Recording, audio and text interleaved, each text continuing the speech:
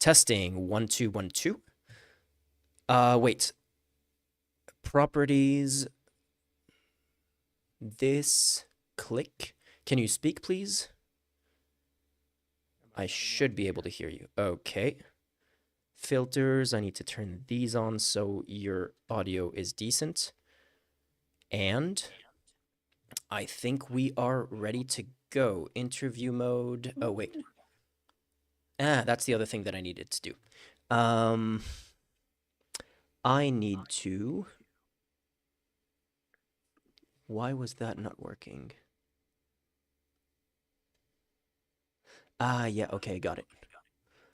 In the meantime, if you guys, it's the one where you watch videos on. That's the one of the other platforms. Yeah. We could just say, I guess we can just say it's also on YouTube and Hey, Justin, how Twitch. you doing? Wait, left screen is this. Properties. There you go.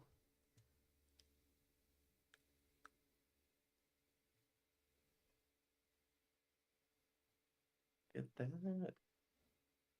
All right. About to move to Arkansas. I hope you enjoy the mountains. Yeah, I'm doing pretty good. I was very, very sick the last month. I couldn't do basically anything, not work, post, nothing. I was just in bed for weeks.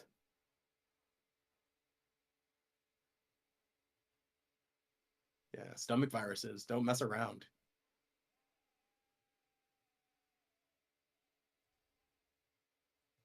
Okay, finally. That is a Transition. big jump. I can't imagine going from SF to Arkansas. That would be crazy. Are you at least in Little Rock? Okay, we're Okay. streaming. Hello, everyone.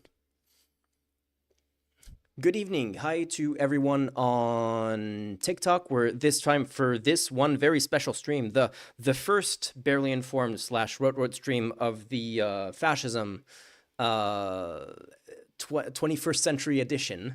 We are streaming on TikTok and on YouTube / Twitch. Warning for TikTok, we're probably going to be pulling up a lot of articles on screen that are not going to appear on TikTok. So if you want to read what we're reading, possibly even watching videos that we're watching, it's better to go to the other platforms. But hopefully most of the stream is something that you can follow without necessarily going to without necessarily leaving TikTok if you don't want to. Yeah. Do you want to introduce yourself to my audience once again? So hi, I'm Rota. I am a political influencer. I mainly cover Europe, especially Central and Eastern Europe, and also I'm a big proponent of, unfortunately, researching the far right, and that has become more and more relevant as our political situation has degraded. And I do a lot of videos over on TikTok.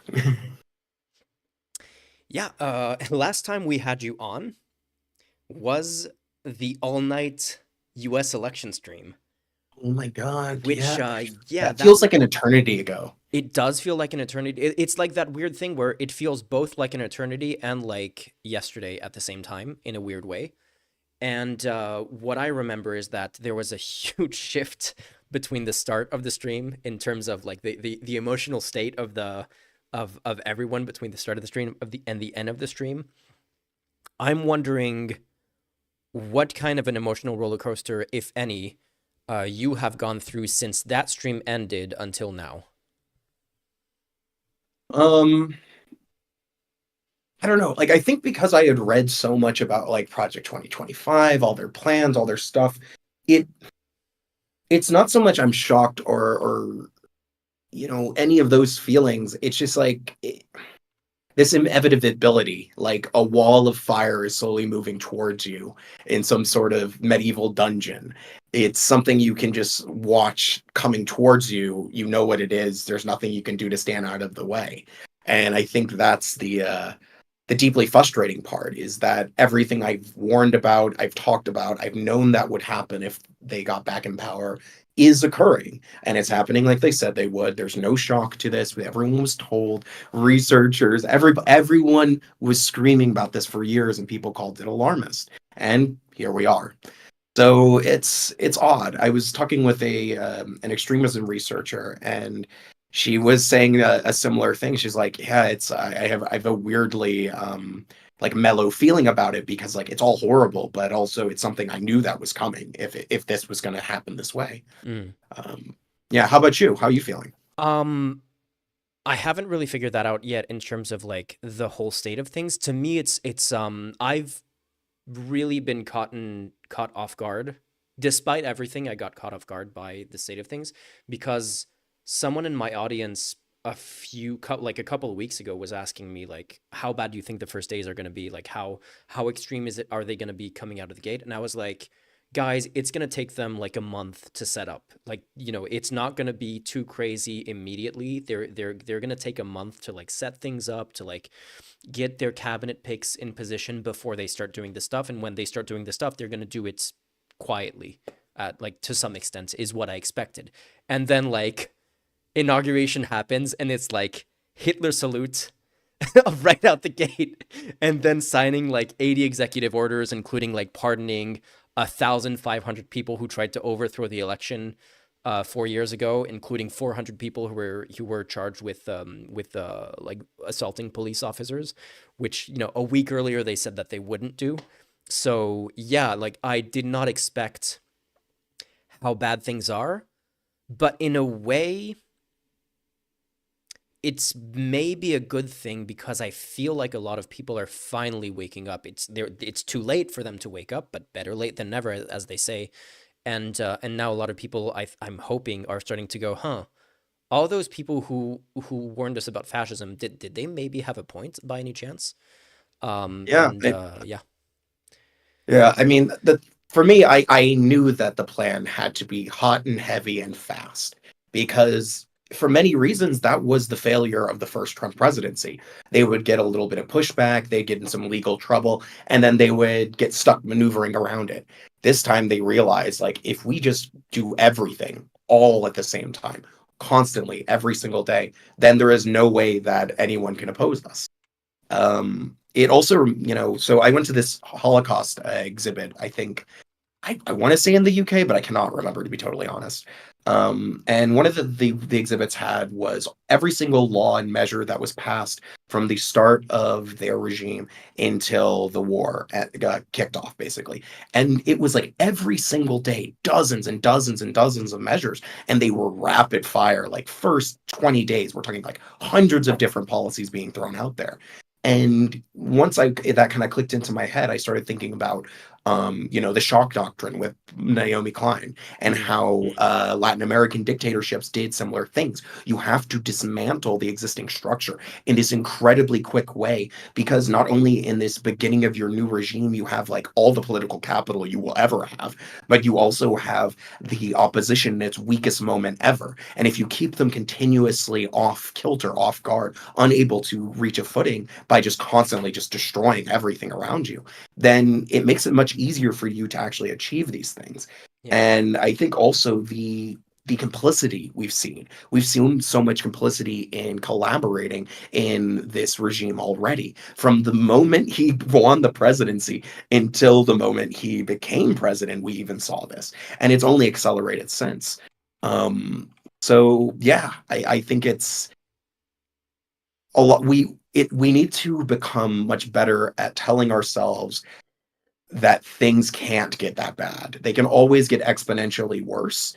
And we need to have a very broad imagination of what is possible. When we limit ourselves to just thinking about what we think could be acceptable within current politics, even at our most extreme ends, we have to remember that we are not those kind of people. Our imaginations are limited even in our extremeness that we can imagine someone else perpetuating. You know, we can't imagine destroying the republic in the first few days of the presidency. We would think, you know, wait, no, there's a constitution and all this stuff. They don't think about that. They're just like, no, we're here to create, you know, a theocratic dictatorship around this orange king. And they've been saying it really loud and clear. They have religious revivals around this man. And this is the plan. And unfortunately, they won the coup in the long run. They won January 6th. Yeah. That is what happened. They have been able to achieve victory from an attempted coup and managed to slide in 4 years later. Like sorry, it is exceptional to think about. The time between Adolf and the beer hall putsch and him taking power is years and years, over a decade of time it took him to reaccrue political power and force to think he could be able to take power in that way again. But no, Donald Trump, less than 4 years later, back in the White House. It's madness when you think about it. Yeah.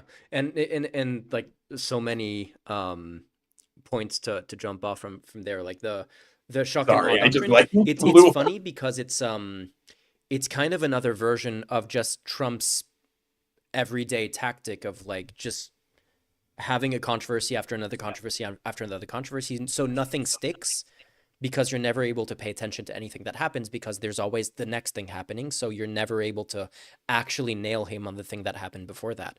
um Steve Bannon flooding the zone. yeah, That's it. That's the beginning and the end. There's nothing else. exactly. And you were comparing it to Hitler, and like the time span between Hitler getting into power and him achieving like officially becoming a dictator is 53 days, and everything he did in the meantime, everything he did to achieve that was all constitutional, which is interesting. Like it was constitutional to dismantle the constitution at the time in Weimar Germany. And we're seeing similar things starting to happen, which is the entirety of Project 2025 is like, how do you dismantle the republic and install a one party rule and a one man government, basically. And that's what we're in the middle of observing, like, 21st century experiment of, does this still work? And so far, working quite well for them. Yeah. There's a Loris Oberlander in my chat is asking, talking about fascism in Europe, have you read about the first joint vote with the AfD in the Bundestag? I haven't looked at the details yet, but I have been monitoring this, and yeah, I thought the final vote was on. I was actually meeting with my colleague Ida a couple of hours ago while the vote was happening. I thought the final vote was on Thursday. On Friday, which is why I'm surprised that it happened tonight. I think right now it's still at like it's a motion or something that still needs to be officialized on Friday, which is what I thought was the vote on Friday. But yeah, no, it's funny because tomorrow they're voting on a resolution. So the CDU, just for people who haven't followed, the CDU sided with the AfD to pass an anti-immigration bill. And it's funny because tomorrow the Bundestag in Germany is voting on a motion also introduced by the CDU to disqualify the AfD from the election as an extremist party, which it's kind of funny to think about that dynamic of like they're allying with them, but they're also taking the credit of trying to get them disqualified from the election. And Well, see, there's two important things. yeah, They want the chancellorship, but yeah. also realize they will have to be in a coalition with the AfD. These are both co-equal things happening And in the if they can CDU. get the AfD disqualified, then Yeah, if they can, they don't yeah, need they to. win the election. They Default. win the election, and like they base, especially with the credit from passing this anti-immigrant measure, they get a bunch of the AfD's voters, since they can't vote for the AfD anymore since the AfD is disqualified. If that happens, like there's going to be a lot of disgruntled AfD voters who aren't going to side with the CDU because the CDU was the party to introduce the motion to disqualify them. But there's still going to be a lot of people who either vote for them or just like are fine with them being in government because they would rather that than the SPD or whatever the other alternative would be. And just for context, for people who don't know, the reason why the AfD can get banned is because in Germany, like in a lot of countries, fascist parties are actually legally banned. Unfortunately, this has a pretty high threshold to actually ban a party. And German Bundestag politics being what they are, quite conservative, not wanting to rock the boat, they have not decided to pull on this, nuclear button level constitutional mechanism, even though quite clearly it is a neo-Nazi party. Yeah, and not only that, but it's kind of it's one of those things where, because you have to clearly define what qualifies as a fascist party to have a law that makes fascism illegal as a political party, then um, any party that is fascist but still wants to be illegal is gonna mold themselves around that definition, so that they're gonna be like, oh, we can't do this, but we can do this. I saw something like Ida told me about this earlier, which is hilarious. Is Björn Höcke, one of the leaders of the AfD, was recently sentenced and like fined for using a banned Nazi slogan, which is Alles für Deutschland, Alles, everything for Deutschland, for Germany. And now there's a slogan among AfD supporters, which is Alice for Deutschland, for Alice Weidel. And that's not banned because it's her name for Deutschland. And so it is, I have to give them credit, that is kind of brilliant, but also, yeah, you're using a Nazi slogan. It's just on a technicality that you can get through. But like, you're telling us who you are when you're using that. But honestly, like, credit for creativity, I guess. Yeah, one of the people in the comments are saying, yeah, even by moving right, the CDU won't be able to win the majority of AfD voters over. Not the And I totally majority. agree. Like it's not going to happen. And this is, I explain this in the simple terms of, if you want Coke, you don't want Diet Coke. So that's just Yeah. not how it ever works. Yeah, it's the same with every time a neoliberal party tries to. It's like what happened in France and in the Netherlands when the center right party goes, hey, we don't like that so many voters are going to the far right, so we're going to start to implement far right or propose far right measures ourselves to get them back. And every single time that happens, and apparently I still need to look into these, but apparently there are studies that confirm this. Every single time a centrist party does that, what happens is the centrist parties, like more conservative voters, go, oh, so they're telling us that the far right was right all along, and they just go to the far right. Like starting to give in on far right measures doesn't make far right voters come back to you. It makes your voters go to the far right every single time, and that's Yeah, because just, yeah. They don't. you're basically just cannibalizing what actually defines you as a separate ideological brand. Yeah. And that's not good. Like, when you're effectively trying to peel from the same voter pool. And And I think also the scary and clever and dangerous thing, and maybe this is let's broaden this back out into like the general problem. The fascist movements, this particular far right parties, especially here in Europe, Donald Trump and the FPÖ was very good at this in Austria. They go after non-voters. This is a population group in normal political science like wisdom. You don't go after, because if they're not voting, then it's a waste of money and time and resources to put a lot of money and time and resources to go after people who are not voting. They have decided to put a lot of time and money and resources into getting people who don't vote to vote and vote explicitly for them. And this is very, very dangerous, because now, all of the wisdoms of how elections are going to turn out are also dependent upon a bunch of people voting who's never voted before. And they're all voting in a quite extreme way for particular parties. And unfortunately, those are the far right ones right now. But we shouldn't also treat this as particular doom. It also shows that you can make non-voters into voters if you put time and effort in. So they should be inspiring other parties to replicate the success of the far right in doing things that, common wisdom and like the age-old wisdom of political science said was basically a waste of time and stupid. You can actually do the thing.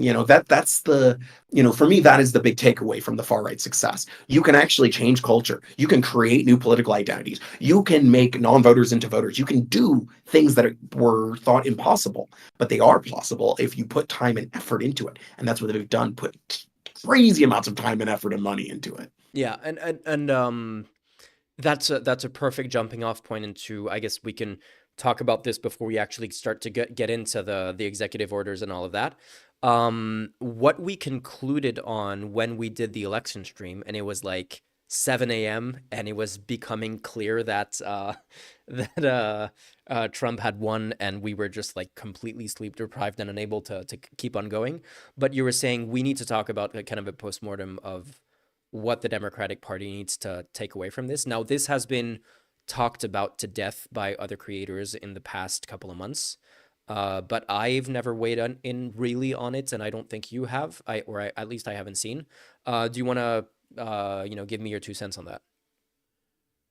I mean, like what the Democrats did wrong is unfortunately like they have really big bad brand damage to their political party. It's considered a party of elites, the rich, Wall Street, all that kind of stuff. They took a huge battering with disappointment post financial crisis. When they bailed out all the banks and nobody went to jail for literally destroying the world economy. Um, it really soured a lot of notes, and unfortunately, Democrats have also not spent the immense amount of time in building up party structures. The Democratic Party is basically a fundraising mechanism around a few particular politicians. And that isn't a normal political party, especially because most of, our viewers are European, like do not imagine the Democratic Party is like a normal European political party. Mm. It's just like a bunch of politicians, party officials, and fundraising, and there's nothing else. And even though it has some of the structures, they are not properly well funded. Like, for example, you saw the college Democrats like leadership board constantly pounding on social media like of the importance of activating young people, and especially like listening to like youth measures, which was like fundamentally like stuff around Palestine and the war. And not just that, but also like real issues that people want. Like they really want universal health care. And because you have a party that's basically dithering on you know policy ideas that were settled in Europe like almost 100 years ago in some places, or even 100 years ago. You have these debates still occurring in the US, and still you have a Democratic Party that's not willing to just like give basic, post 1950s social democracy to like American voters. And that's what they need. Like fundamentally, the U.S. just needs to have like last century's worth of social developments to have real transformative change. They're not even like at where we're at in Europe. They're decades behind on like really basic measures, and this creates a problem where your good party or your like progressive party is fundamentally also the one keeping you behind. And this perception's very, very, very bad because they have a perception of not standing up for things. Whether or not this is true, this is like the view. They have a perception of also working for rich people instead of poor people. And this has been repeatedly shown in reality, but also the popular opinion of this is very strong. And because you still have the exact same characters running the party decade after decade after decade, it creates characters that have huge amounts of angst that people built up into them. Like yesterday, like there was another crazy story about like insider trading from like another Democratic leadership person.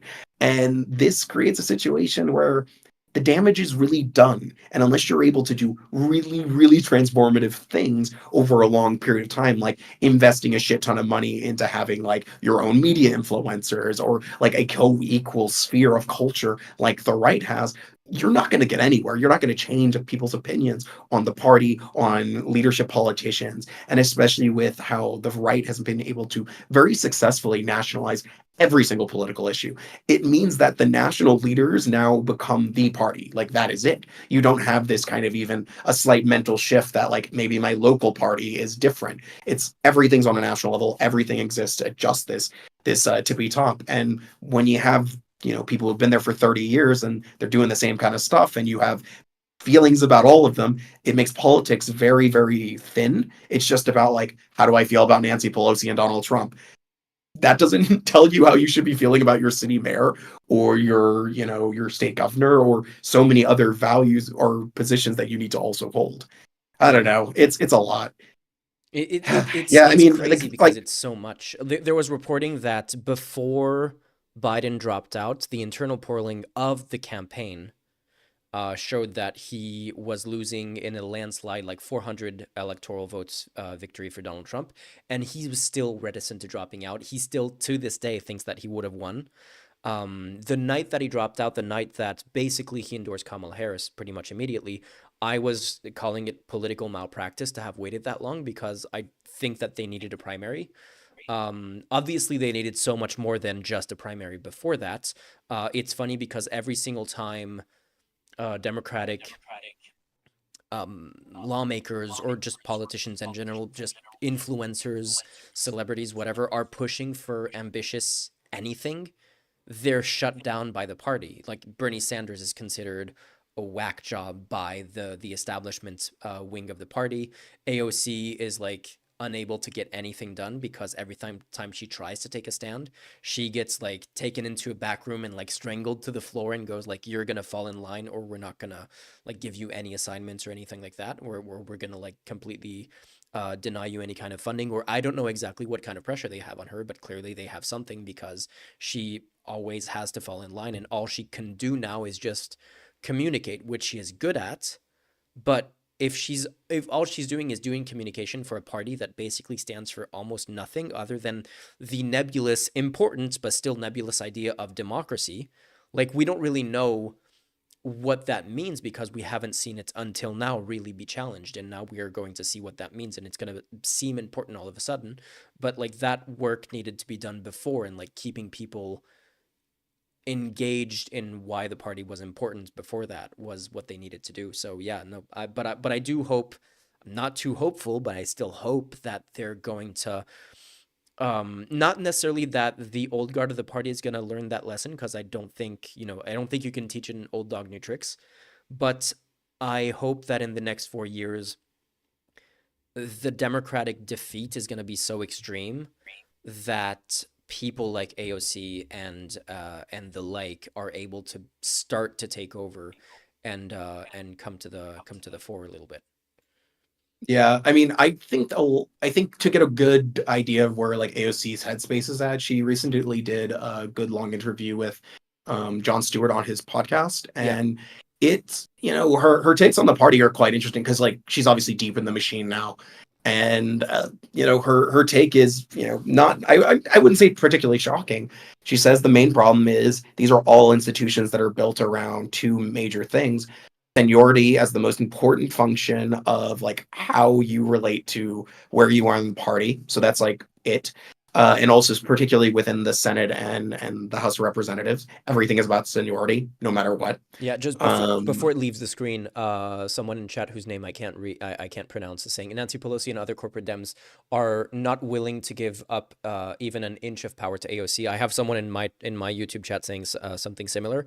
yeah. The problem is like they just need to take it. Like they don't like that's the thing. I think they have an opportunity right now to stop waiting for Nancy Pelosi to give them power, and they can maybe start to make moves to take the power within the Democratic Party with enough support from the grassroots, which I hope is what we're going to see happen now.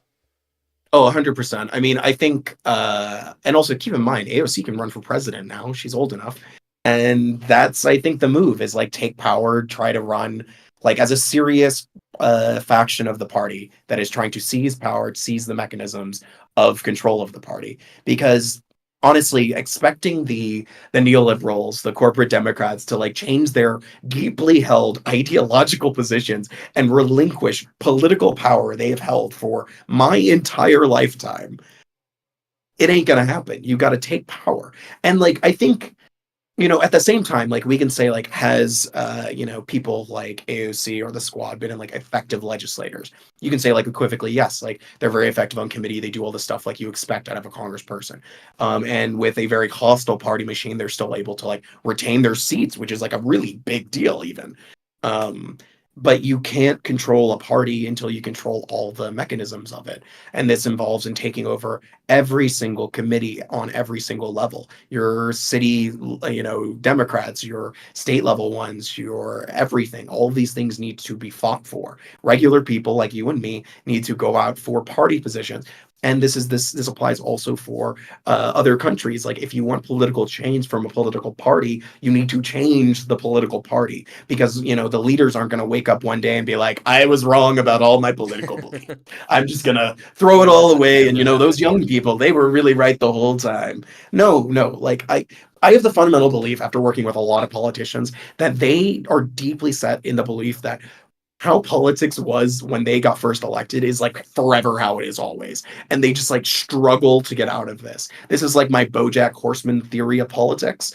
It's like this: when the first time they get elected, that's how they always view how you win politics, how politics works, how everything. And the problem is a lot of these politicians in the US and the Democratic Party are fossils, human fossils. They have existed in a time in politics that does not currently exist. Some of these people were elected in the 1970s, the I mean, 1960s. yeah, what was Like her this name? is Dianne Feinstein was being wheeled around as a corpse for, I don't know, like 5 years. Isn't And there a Republican yeah, congresswoman they found in a nursing home recently? Like it's a retirement home for political fossils, and that is a problem. And the only way you solve this is by primarying these people out of their seats. yeah, You need to literally kick them out of their seats. They're not going to leave. They're not going to change how they're going to operate. They are who they are. You change the people, not try to change those people's minds. Like, it's a country of hundreds of millions of people. There are other options available. It's not shocking. yeah. It's ironic that you mention uh AOC is old enough to run for president. It's just ironic that she became old enough to run for president the year that it's unclear if we're going to have another presidential election. I know it's an irony. I, Yeah. I feel I feel this pain with her because also I was planning to run for president, but I think it's just not going to happen now. Yeah, it's a bummer. You mentioned Palestine. There's polling that came out that indeed the Democrats actually, what I was assuming, because early in Kamala's campaign when she was starting to run, she was kind of being ambiguous about that, but I thought she was being like making kind of giving positive signs that there would be some daylight between her and Biden. I think she was mostly still figuring out her positions on that. What I assumed is that there was being a ton of electoral math and polling math happening in the background, where they needed to figure out how many Jewish voters or like Zionist voters they would lose by backing Palestine versus the other way around, and that in the end they decided that, oh yeah, the math makes sense to stand with the Biden administration's position of just backing Israel and everything. And apparently, polling now shows that they paid a big price for that, and it I don't know if I'm surprised by that or not. My gut feeling isn't surprised. My understanding of the U.S. political landscape is a little bit more surprised. But yeah, no, that's something that clearly they had the means to find that out before, and that they Can I didn't give you a do. hot take? Get you go ahead, yeah. Okay. It's not that they chose one decision or the other, it's that she didn't choose one and they didn't sell any of those visions. Like, the problem with taking kind of this like polling based approach to like developing your personal opinions about things is you aren't selling your vision to other people. You're trying to see if the jello fits in the jello mold instead of being like, I'm gonna make the mold and it'll be what it is. And hopefully people will like what I'm selling. Politics is also like marketing and convincing people that your ideas are good. Like Donald Trump, like whatever feelings I have about him, the man knows how to sell bullshit. Like his charisma is off the charts. It's literally his career, man. He rolls natural 20s on charisma nonstop, and he can sell any crazy nonsense to his supporters. So much so, they don't even care if he is like serious or not about these things. They just love the vibe of him selling some sort of vision. And, that's why any politician that shows any level of emotion goes viral immediately in the US because like they're just showing that they're fucking people who have opinions and they care about stuff. And that is just shockingly vacant across the political spectrum, which is very sad, honestly. Yeah, Lotus is saying Merits and Schultz are also fossils, which yeah, very true. Like Yeah. it's not a U.S. problem. It's a global problem. Like having, uh, you know, presidents or prime ministers under 50 are exceedingly rare. Like I'm thinking like Finland not too long ago. I don't know how old Jacinda was in New Zealand, but like She yeah, wasn't that young though. She was like in her 40s. yeah, but still, like it's and like high level politicians are yeah people who should be retired in most cases, in any case, and that's like there's no reason why they are more qualified. Like if anything, especially with like just how important new technologies are increasingly in society, having people who are just able to open an email box, an inbox is maybe a qualification that you need nowadays. So yeah. Yeah, and even the parties that like, Latin for American example, Bitcoin dictator is young. Someone is saying in my chat, which is true. Yeah. It is true that, but I was about to get at that. Like the thing is, like the right also is really clever about having young people as leaders because they're really into virility and all this other like masculinist stuff. But at the same time, even the ones that have old dudes like Donald Trump fronting them, all of the minions right behind them are incredibly young people. Like the two dudes who sent out the email effectively trying to trick the federal workforce into self-firing themselves today. One of them is Oh, I haven't 18 looked and at the that other yet. one is 21. Yeah, I haven't looked at that yet. But it's Oh, the dude, same it's with it'll make you so angry. the far right party. I don't mean peace. I mean the even further right party in Poland has an incredibly young voter base as well. Like they basically got all the Red Pill podcast listeners, all the incels, to subscribe to them and their ideology. And so they have like just a bunch of people who just turned 18 who are just barely able to vote. And very reliably, men that age are gonna be Confederatio voters, Confederacy voters for that, yeah. Which, by the way, like having a party called the Confederacy is something in itself, yeah. It's so bad. It's so bad. Yeah, like sometimes like a few years ago when I was like discussing fascism, I would try to like be like, yeah, these movements are slightly different from each other, and then you're like, nah, they basically collapse Yeah.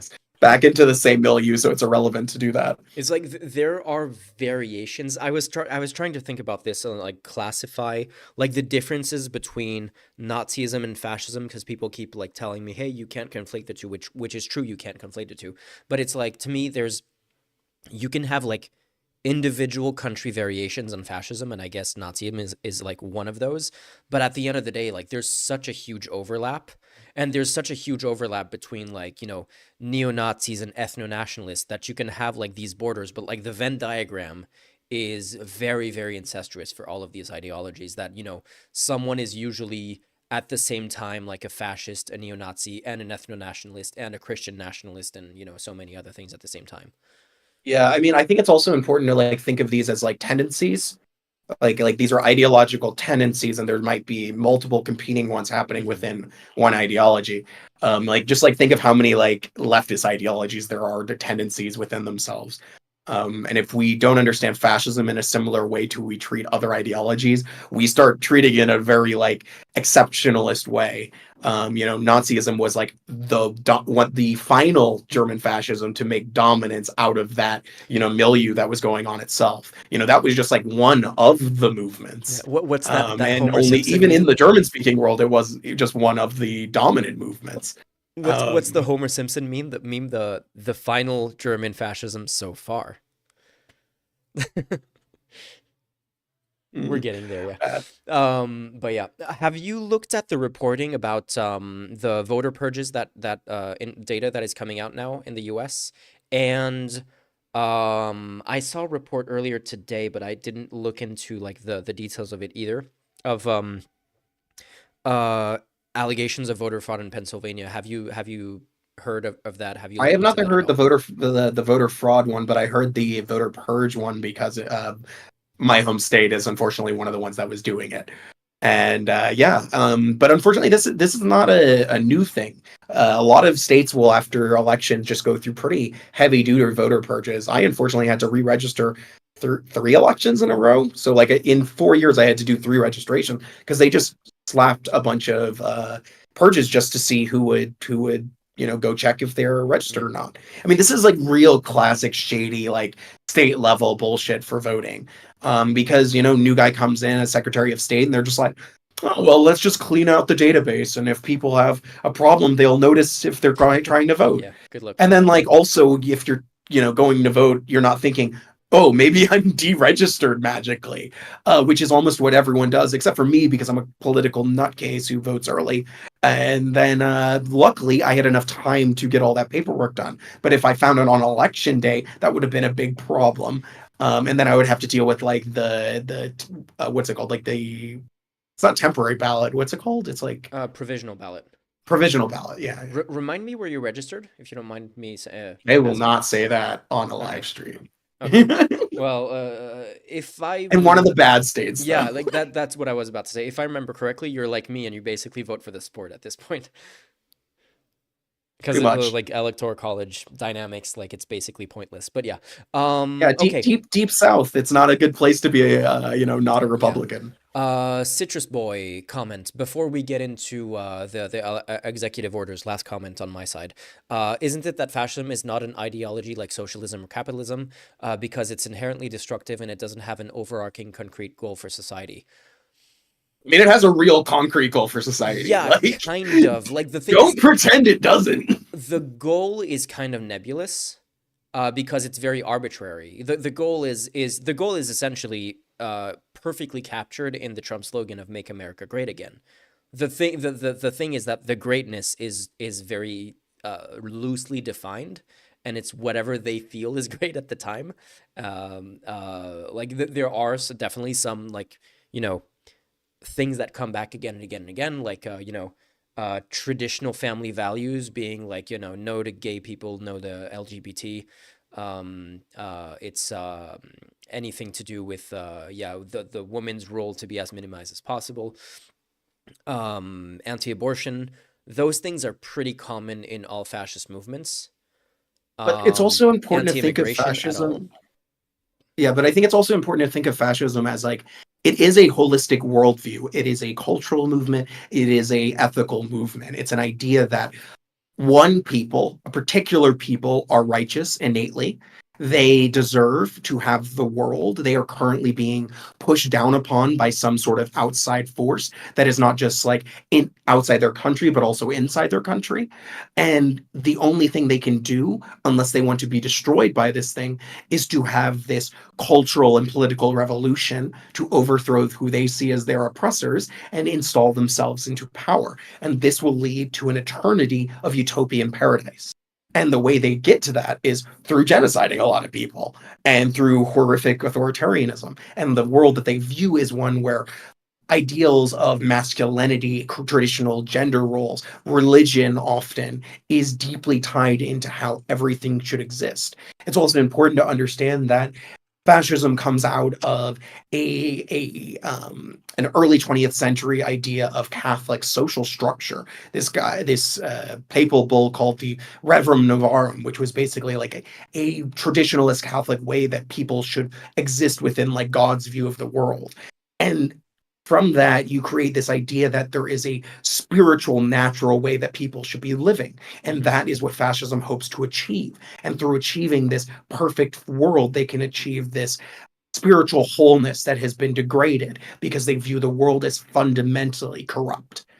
That is like the simplest way I can get at it. It is a Yeah. very esoteric and spiritualist and confusing ideology, and also there are a lot of different flavors of it. Some veer closer to that, Catholic traditionalist idea, and then some go to this kind of like, there's a lot of bizarre ideas within Nazism around like esotericism, and Exactly. depending on which tendency within that political view, people like Himmler had like really weird mystical views, and then people like Hitler had no views on spirituality other than like the spirituality of the nation and the blood and this kind of like other mystical stuff, which would be like a long explanation, unfortunately.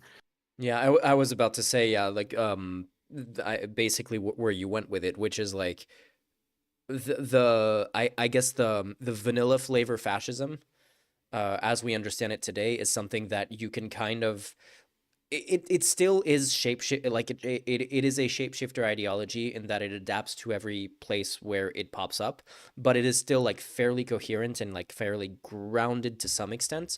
But then you get into like Nazism, and there's like so much wacky stuff that is added on top, like, belief in Atlantis and stuff like that. Like, it's just like, it's pretty crazy, the how much wacky, just batshit thing, like, ideas you need to add onto fascism before it becomes Nazism.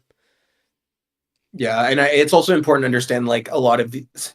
There were pre-war weird esoteric views in like specifically Nazi fascism, and then there's like a lot of it post-war too. And there was a lot of post-war fascists that spread a lot of like pseudo mystical views and ideas that became really big in new age spiritual ideas. Hmm. And that is why unfortunately you have a lot of these kind of like ancient aliens, Atlantis people, like he mentioned. Yeah, it has roots in neo-Nazi Yeah, kind of mystical the views. spiritual to Nazi pipeline is a whole thing now that I'm like, trying to keep track of on a regular basis and seeing.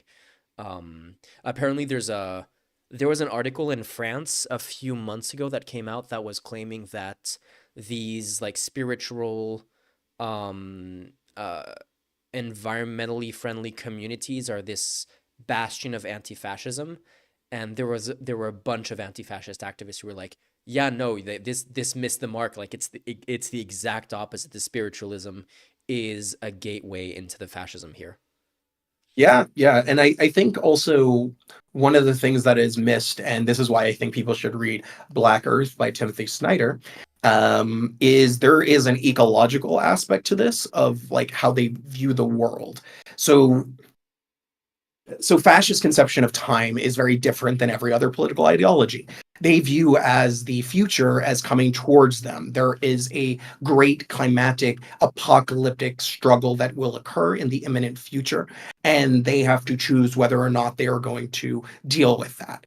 Whereas ideas like socialism, the general left, liberalism, democracy generally, conservatism even, these are ideas that present a political timeline that's like, we'll reach what we're going to reach eventually, whether it takes 10 years or 1,000 years, but Hmm. we're working towards it gradually. It's a future that is unfolding upon itself. Whereas fascists are like, the future is coming towards us. We have the apocalypse happening right now. And we either react to it and seize and conquer our infinite future now, or else we'll all die.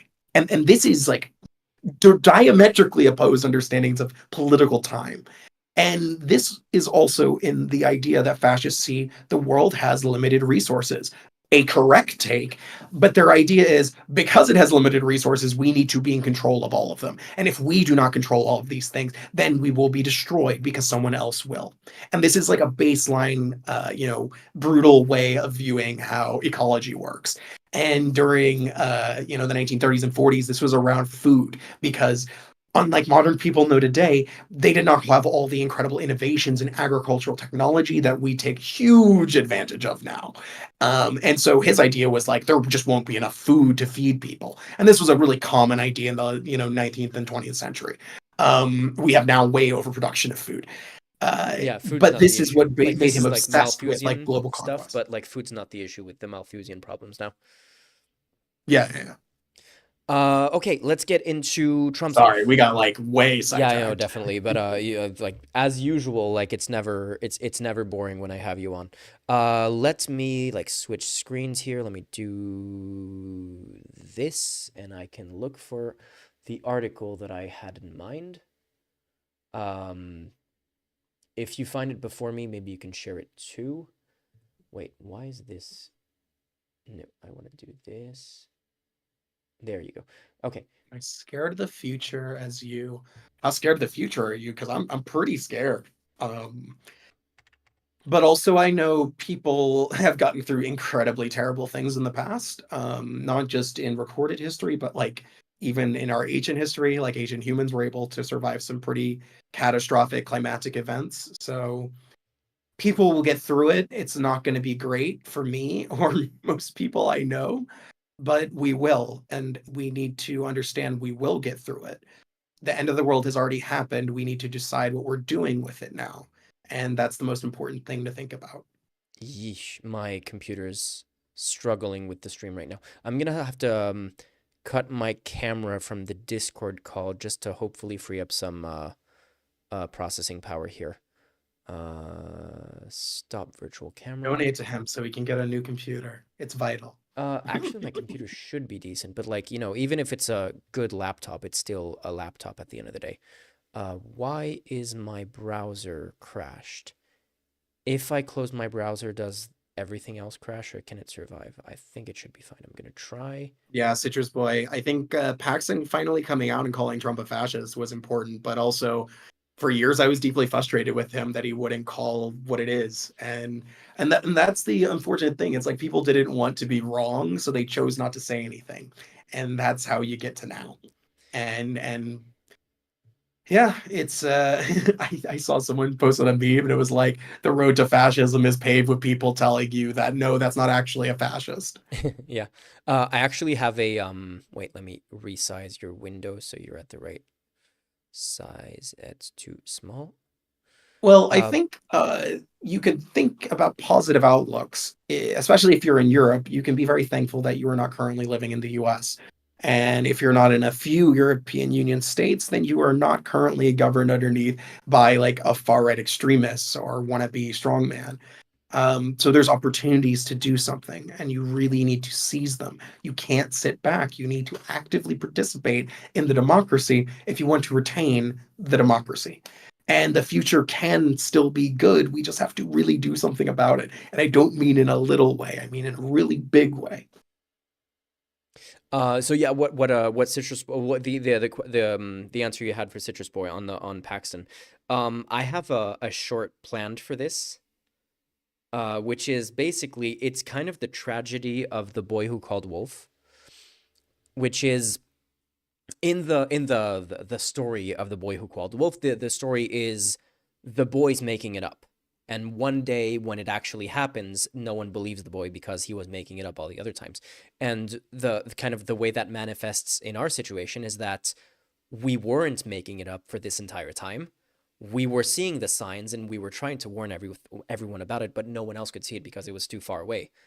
And by the time fascism was incredibly clear, the people who've been desensitized by the warnings, even though the warnings were real, are just completely incapable of recognizing the wolf that's like eating their face off, and they're just like, oh, this is a good doggo, this is a sweet boy. Even though like Yeah, the fascism is lesson's fully not there. that like there isn't currently a wolf. It turns into like wolves don't exist. Yeah, it's exactly that. Wolves cannot exist anymore. Like this idea. That's I the mean, thing like that's so you even frustrating. like I've seen you respond in comments to it's like to people being like, fascism doesn't exist in the modern day, and it's like, what the f- are you talking about, bro? Like we have like active KKK and Nazi Mm. groups. Like you can't believe fascism exists. And like if it gets to the point where the richest man in the world is doing a literal Sieg Heil on stage behind the presidential seal, and you're Oh, still he did like, too. two, yeah, exactly, twice, and you're still like, fascism doesn't exist. I don't know what to tell you. I don't know what's wrong with you at this point. Like, I don't know what it would take for you to believe that this is fascism. If literally the guy is doing a Sieg Heil and you're still like, nope, I did not see what my eyes saw. That did not happen. Like, I'm sorry, but I don't, I can't do anything else for you at this point. Yeah, I'm not sure if you saw the video that Innuendo Studios posted, the guy who does the far right playbook or all right I playbook. Has he done one So he made on the Sieg Heil, or is that? no, he did one called the South Bank of the Rubicon, and it's this idea that like Haven't how seen do that you one. react? Hmm? I haven't seen that one. No. So the like they're crossing the Rubicon, Caesar. This Hmm. idea. Yeah. For those who don't, the Rubicon was a very small river in Rome that before Roman generals were told to disband their armies before. And when Caesar decided to overthrow the Republic, he crossed the Rubicon, thus breaking Roman law, and then ended the Republic. And so he uses this idea as of the south bank of the Rubicon of what does it mean to be after that moment, to be there after the line has been crossed. And at one point, do you realize the line has been crossed? Or are you lying to yourself that the line keeps moving forward? Do you not need to tell yourself that there is a defined line for you individually that once it's crossed, now we have a fascism? Or are you lying to yourself because you don't even want to admit once the line has been crossed? Mm. And I think that is something I'm seeing with a lot of people right now. Like they really, like even people who are like in the extremism research, they don't want to be like, it's over. Like we lost. Yeah. Like, and it sucks. It sucks so much to admit it, but like you gotta admit it and to be able to move forward. Like you have to. Like the Democrats catastrophically lost. They lost all the power of the federal government. It's bad. It's bad. But to move forward, you have to accept that you fucked up big. You Yeah. can't do it otherwise. But the way you said it earlier of like they believe wolves don't exist anymore is that is the thing. Like that is the way that is the way that I wanted to put it, but I hadn't figured it out yet. That is exactly it.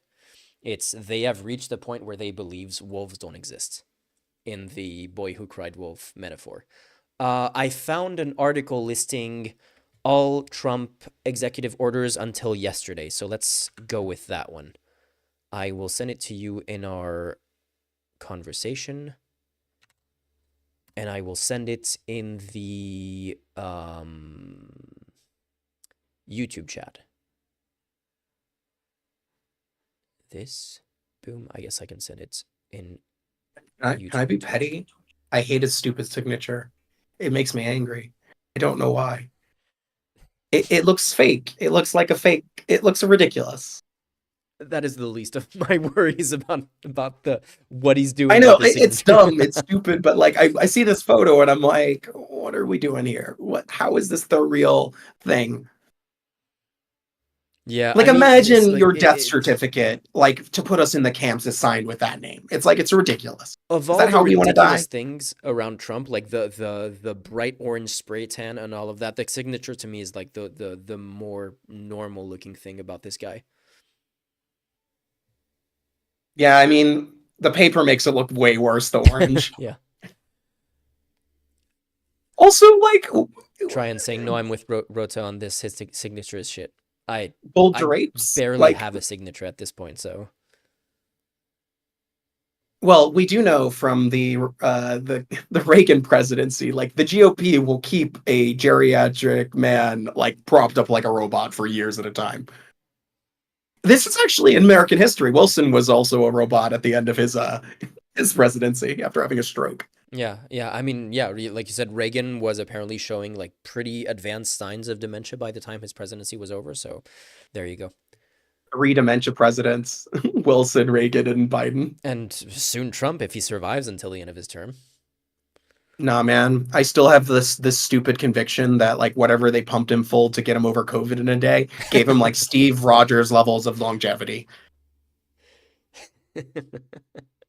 Oh my God, we're stuck with it. You heard it here. There's already okay. We need to get into this later. Okay. Like we read the actual bill, but there's already a bill proposed by a Republican to amend the Constitution so he can run for a third term.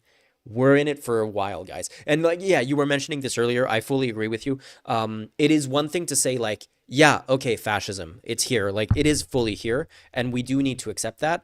But that doesn't mean that it's over. That doesn't mean that we all commit seppuku or whatever it is. It just means, like Europe got over Nazism. It sucked for a lot of people. It sucked really, really bad. But a lot of people survived and made it to the other side of it. And then, that's what history does. That's what humanity does. And this is going to be one of those, like if we could make it through the Black Plague, we'll make it through this. It's just going to suck for a while. And then once it's over, we can pick up the pieces and like make things better from there. The thing that's just really frustrating to me is that I know for a fact that in 100 years, there are going to be people who are like rewriting history and going, yeah, what was so wrong with MAGA the last time, And there's gonna be this like never again thing that is like it's like what's happening in Germany right now, which is like the whole never again thing. But the people who are actually applying the never again are the people who are going down the streets. A lot of the politicians who are like supposedly the people who should be the most vocal about never again are kind of running with it because like, yeah, never again we have the richest man in the world, Sieg Heiling on stage when we have a fascist who took over America, but we have business ties with them. So we can't really do anything about that. There's a bunch of Tesla factories in Germany, and Germany sells a bunch of cars to the US, so we're not going to rock the boat too much. Never again, sure, but never again unless it affects our business and our economy. Yeah. I think one of the things I've landed on is so many times I've heard the debate that like we cannot, just ban parties or ban people from public spaces or running for office because they're far right or fascist. It's like in a democracy, it's important that we have everyone participate. And I'm sorry, the health of a democracy is not how many fascists it can support before the republic collapses. That is not how we should judge how good liberal democracy we are doing. It is not working. We failed twice within 100 years doing the exact same thing. The new turnaround, no more power for far right figures. If someone believes in eugenics or, stuff that was debunked in the 19th century, we should not offer them large amounts of political power. And when they start posting crazy nonsense, we should, remove their government contracts. which by the way Elon Musk still has, and not only with the US, with a lot of European countries as well. Yeah.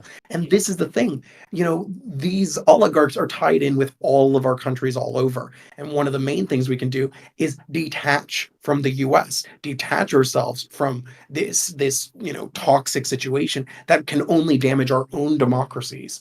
And when we're talking about American money, we're talking about levels of funding in countries that people really cannot wrap their heads around. Like, I tried to talk to with some UK politicians about this, and they fundamentally do not understand the level of money that is being thrown around in US elections. And people like Elon Musk are dedicated to a global takeover. I mean, he is everywhere right now, boosting the far right, especially in Europe. Yeah.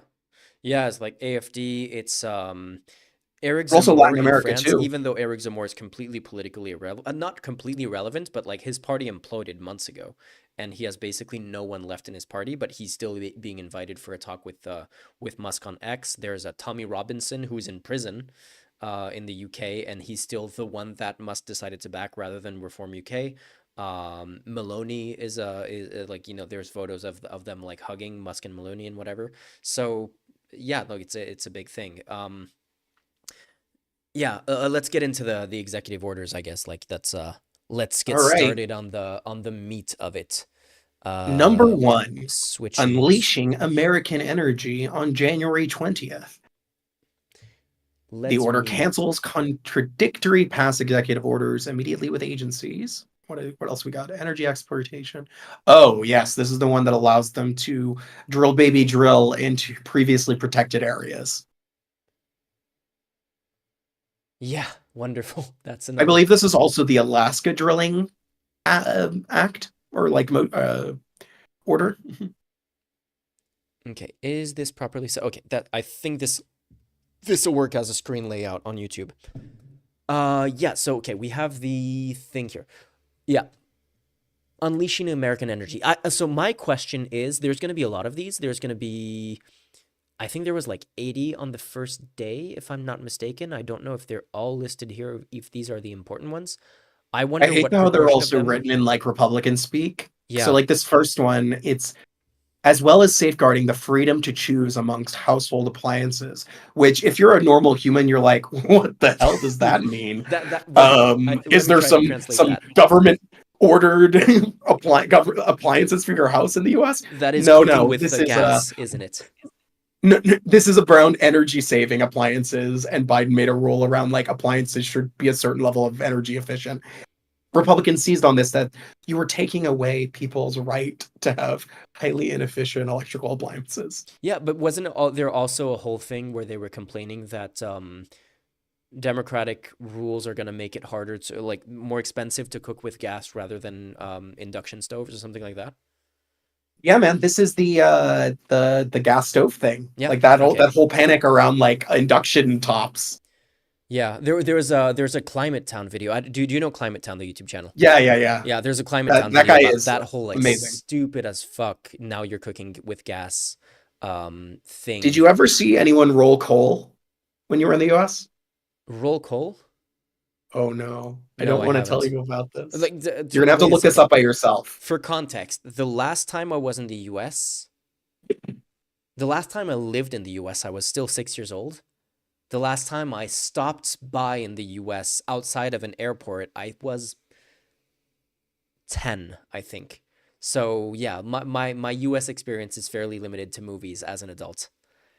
So basically, it's when you retrofit your pickup truck to use diesel, and then you have like the like 18-wheeler lorry, like what the hell is this word? Like the things the smoke comes out of on the side, and basically it'll shoot up black clouds of smoke into the air after it, so it looks like your car is shooting out black tons of smoke, and it's called rolling coal, and it's a thing really hardcore conservatives do to show how much they care about the How oil manly industry. they are, yeah. Yeah, it's Yeah. it's it's a lot. They usually have monster truck wheels on these things. It's a whole thing. Dare Peter is Okay, anyway, asking, so we've got crazy energy one. Then yeah, we Dare have Peter is asking, are you going to talk about the German CDU voting with the AfD? We mentioned it earlier already, so unfortunately already we're not going to did. go back to it. But if you go to YouTube, you can rewind the video and go and find us talking about it. It's not good. That's the short version. Yeah. Okay, All so right, so we got declaring a national energy emergency. This is also around drilling, and also this takes away subsidies from uh, solar and wind. This is something that Donald Trump hates. Donald Trump hates windmills. We don't know why. It's real was stupid. was windmills the leaky brain idea that Donald Trump had, or is that something else? The idea that windmills cause leaky brain disease or something like that, or is it a conspiracy about like 5G maybe?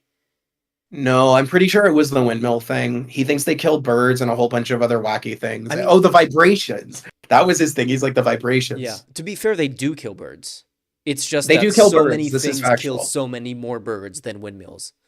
Windmills do kill birds, and when you estimate the number at the scale of a country, it's like, oh wow, that's a big number. And then you say, yeah, but house cats kill like orders of magnitude more than that, and no one is talking about house cats.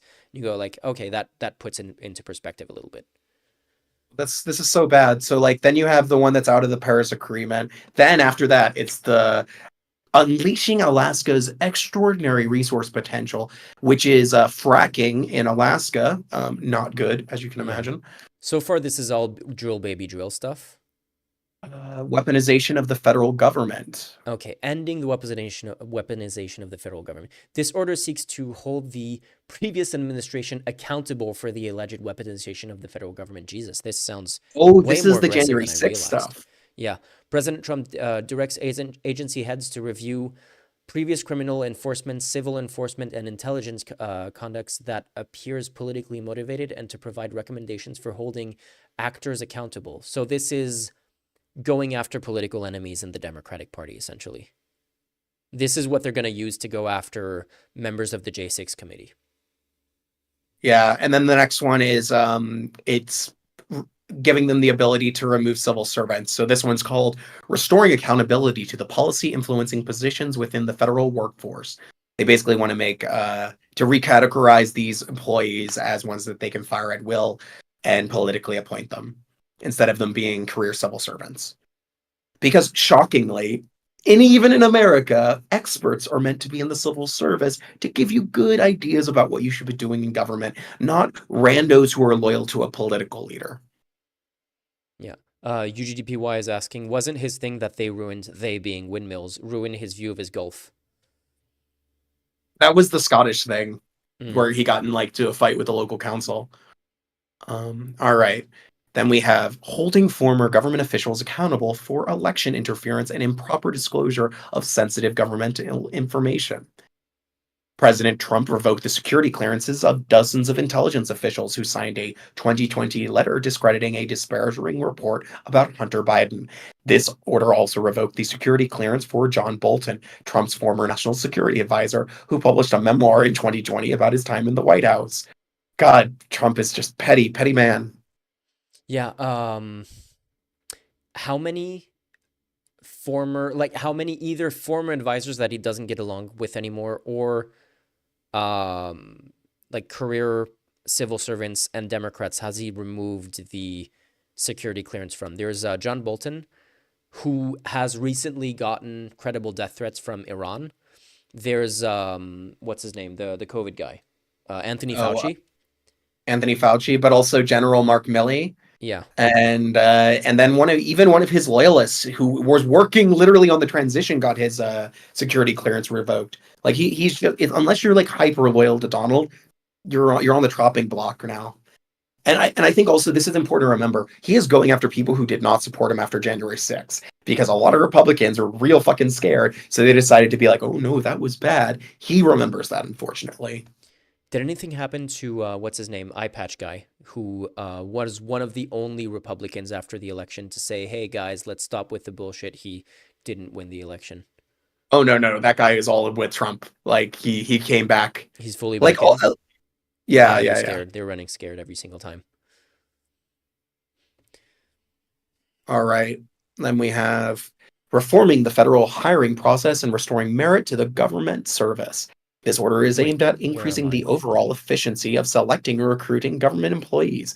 Agencies are directed to an active process that prioritizes candidates committed to government efficiency and the ideals of our American Republic without consideration of race, sex, or religion. So this is him going after any diversity hiring, which also importantly includes women generally. Yeah, so this is just one of his anti-DEI things, Yeah. How which is many just a resegregation plan basically for the federal government. It's like you're either a conservative or you're out. how many because the thing is like the first like four executive orders were all drill baby drill. Like we can summarize it that way. One, two, three, four. Then there was we're gonna get revenge. Then there was like retribution for J6 investigations. Yeah, attack the federal workforce, DEI. The next one's also DEI. Yeah. The next one after that is about banning trans people. It it